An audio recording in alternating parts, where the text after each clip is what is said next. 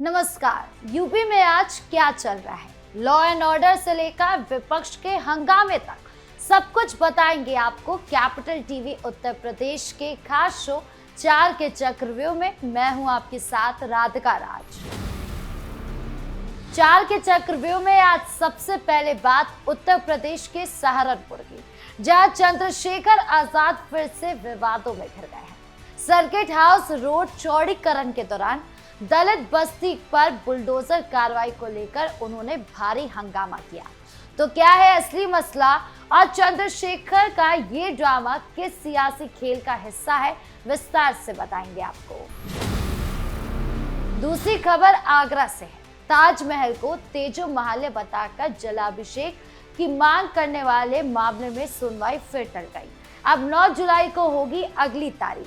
ये विवाद कितना पुराना है और हिंदू पक्ष को कितनी बार टाल दिया जा रहा है, पूरी डिटेल बताएंगे आपको। तीसरी खबर भी आगरा से है, जो आपको सोचने पर मजबूर कर देगी।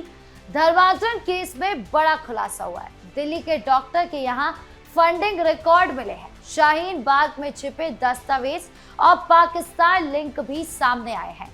बताएंगे कैसे चल रहा था ये संगठित नेटवर्क। 4 के चक्रव्यूह के आखिरी में बात उस मामले की जहां आई लव मोहम्मद पोस्ट करने वाले आरोपी को इलाहाबाद हाई कोर्ट से जमानत मिल गई। 7 महीने जेल में रहने के बाद राहत मिली। पूरी कहानी बताएंगे आपको। तो चलिए बिना किसी देरी के शुरू करते हैं 4 का चक्रव्यूह।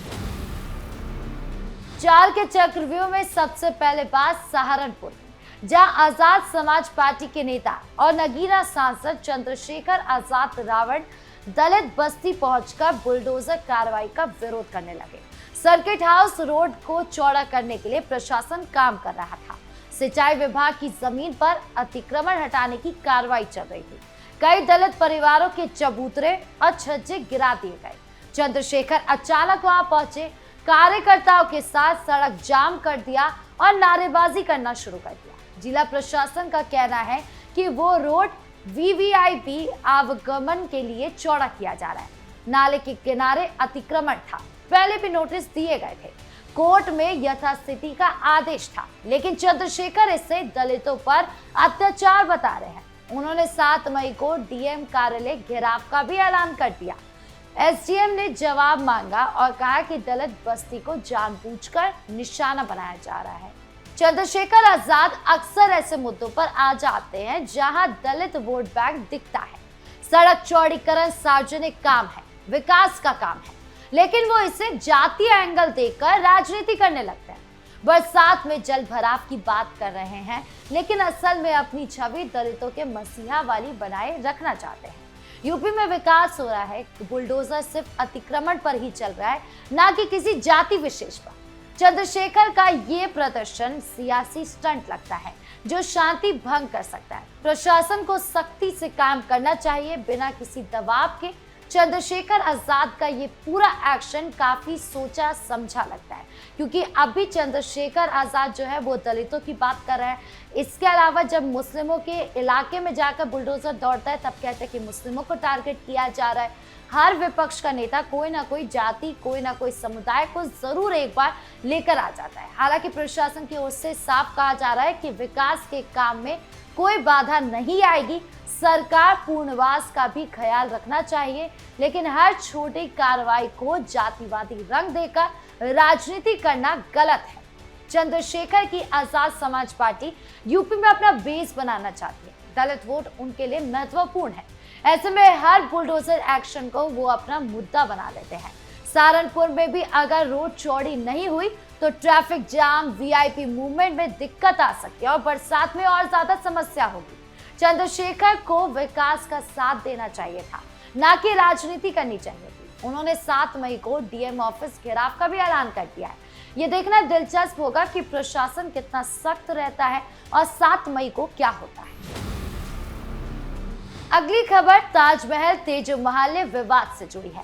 याचिकाकर्ता ताज को शिव मंदिर मानते हुए सावन में जलाभिषेक और दूधाभिषेक भी अनुमानित मांग रहे हैं। मंगलवार को सुनवाई होनी थी। लेकिन पक्षकार के वकील बीमार बताकर तारीख बढ़ाने की गुहार लगाई गई। अब अगली सुनवाई 9 जुलाई को होगी। ये विवाद सालों पुराना है, कई बार याचिकाएं दाखिल हो चुकी है। हिंदू पक्ष का कहना है कि ताजमहल असल में तेजो महल था, एक शिव मंदिर है, लेकिन हर बार सुनवाई टल जाती है। एएसआई और केंद्र सरकार को पक्षकार बनाया गया है। ये बार बार टालना कई सवाल खड़े करता है। क्या इतिहास की सच्चाई छिपाई जा रही है? क्या हिंदू आस्था को बार बार टाला जाएगा? योगी युद्ध ब्रिगेड के अध्यक्ष कुंवर अजय तोमर ने भी याचिका दाखिल की थी। अब देखना होगा कि 9 जुलाई को क्या होता है। ताजमहल तेजो महल विवाद दशकों से चला आ रहा है। हिंदू पक्ष के अनुसार ताजमहल मूल रूप से तेजो महल नाम का शिव मंदिर था, जिसे बाद में मुगल काल में बदल दिया गया। याचिकाकर्ता सावन के महीने में शिवलिंग पर जलाभिषेक करने की अनुमति चाहते हैं। वो मांग कर रहे हैं कि हमें अपनी आस्था के पास रहना है, वहां पे ही अपनी आस्था दिखानी है, तो आप हमें उसके लिए रोके ना। लेकिन हर बार सुनवाई टल जा रही है। इस बार भी वकील के बीमार होने का बहाना लेकर तारीख को 9 जुलाई कर दी गई। ये बार बार टाल मटोल हिंदू आस्था और इतिहास की खोज पर सवाल उठा रहा है। एएसआई को भी इसमें पक्षकार बनाया गया है। अगर सच में ताजमहल शिव मंदिर था तो हिंदुओं को वहां पूजा अर्चना का अधिकार क्यों नहीं दिया गया? क्या एक तरफा सेक्युलरिज्म चल रहा है? योगी युद्ध ब्रिगेड के अध्यक्ष कुंवर अजय तोमर ने भी याचिका दाखिल की है और अपनी मांग को सामने रखा है। हिंदू पक्ष मजबूती से अपना केस लड़ रहा है। 9 जुलाई को क्या फैसला आएगा ये तो समय बताएगा, लेकिन इतिहास की सच्चाई को छिपाने की कोशिश सही नहीं है। ताजमहल भारत की धरोहर है। अगर इसमें हिंदू परंपरा जुड़ी है तो उसे मान्यता मिलनी चाहिए, ऐसा हिंदू पक्ष का कहना है। ये विवाद सिर्फ एक इमारत का नहीं बन गया है, बल्कि ये सच्चे इतिहास और आस्था का भी अब मुद्दा बन चुका है।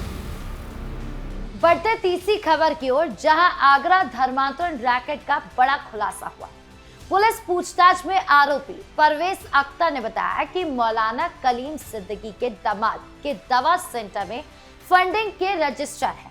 शाहीन बाग के दस्तावेज छिपाए गए। दूसरे आरोपी तलमीज उर रहमान ने दिल्ली के डॉक्टर आदिल बाटला के घर पर रिकॉर्ड रखने की बात कही। जतिन कपूर ने टैबलेट पर एक्सेल फाइल में हिसाब रखने की बात बताई। पाकिस्तान में बैठे लोगों से संपर्क की भी जानकारी सामने आई। हसन मोहम्मद ने बताया कि अब्दुल रहमान का नेटवर्क कश्मीर तक फैला हुआ है। भरतपुर में भी रजिस्टर छिपे हुए हैं। पुलिस अब इन दस्तावेजों को बरामद करने की कोशिश में है। 7 दिन की रिमांड मांगी गई है।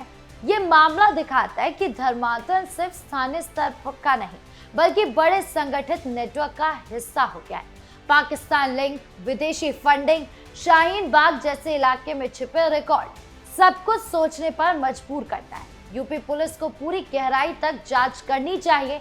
ऐसे नेटवर्क समाज को तोड़ रहे हैं, युवाओं को गुमराह कर रहे हैं। सख्त कानून और तेज कार्रवाई की जरूरत है। ये दिखाता है कि ये सिर्फ कुछ लोगों का काम नहीं, बल्कि बड़े स्तर का ऑर्गेनाइज्ड रैकेट है। पुलिस को 7 दिन की रिमांड मिली है। अब इन 7 दिनों में पुलिस क्या कार्रवाई करती है ये अभी देखना बाकी है। चार के चक्रव्यूह के आखिरी में बात मुजफ्फरनगर के उस मामले की जहां आई लव मोहम्मद पोस्ट करने वाले नदीम को इलाहाबाद हाई कोर्ट से जमानत मिल गई। 7 महीने जेल में रहने के बाद राहत मिल गई। पोस्ट में लिखा था, आई लव मोहम्मद के लिए सिर कटवा भी सकता हूं और दूसरों का सिर काट भी सकता हूं। कोर्ट ने कहा कि पोस्ट में किसी खास समुदाय का नाम नहीं लिया गया है। आरोपी का कोई क्रिमिनल रिकॉर्ड नहीं है। चार्जशीट दाखिल हो चुकी है, लेकिन ऐसी पोस्ट सोशल मीडिया पर कितना जहर फैलाती है। बरेली जैसे इलाकों में दंगे भड़क सकते हैं। संवेदनशील मुद्दों पर इतनी आसानी से जमानत मिल जाना गलत संदेश दे रहा है। पुलिस ने बीएनएस की धाराओं में केस दर्ज किया था। अब देखना होगा कि आगे क्या होता है। आई लव मोहम्मद वाली पोस्ट पर 7 महीने जेल काटने के बाद आरोपी नदीम को हाई कोर्ट से जमानत मिलने पर अब आगे क्या होगा? क्या वो फिर से ऐसी पोस्ट डालेगा? पोस्ट क्योंकि बहुत उत्तेजनक थी, लेकिन कोर्ट ने कहा कि किसी खास समुदाय का नाम नहीं लिया गया है। लेकिन सोशल मीडिया पर ऐसी पोस्ट कितना जहर घोलती है। बरेली में पहले भी ऐसे नारों से दंगे हो चुके हैं। संपत्ति का नुकसान हुआ है। 7 महीने बाद जमानत मिल जाना कई लोगों को गलत संदेश दे सकता है। संवेदनशील धार्मिक भावनाओं से खेलना आसान नहीं होना चाहिए। पुलिस ने बीएनएस की धाराओं में केस दर्ज किया था। अब आगे की सुनवाई में क्या कुछ होगा ये अभी देखना बाकी है। तो 4 के चक्रव्यूह में आज के लिए इतना ही। आपको ये खबरें कैसी लगी और कौन सी खबर सबसे ज्यादा जरूरी लगी, कमेंट बॉक्स में जरूर बताएं। धन्यवाद।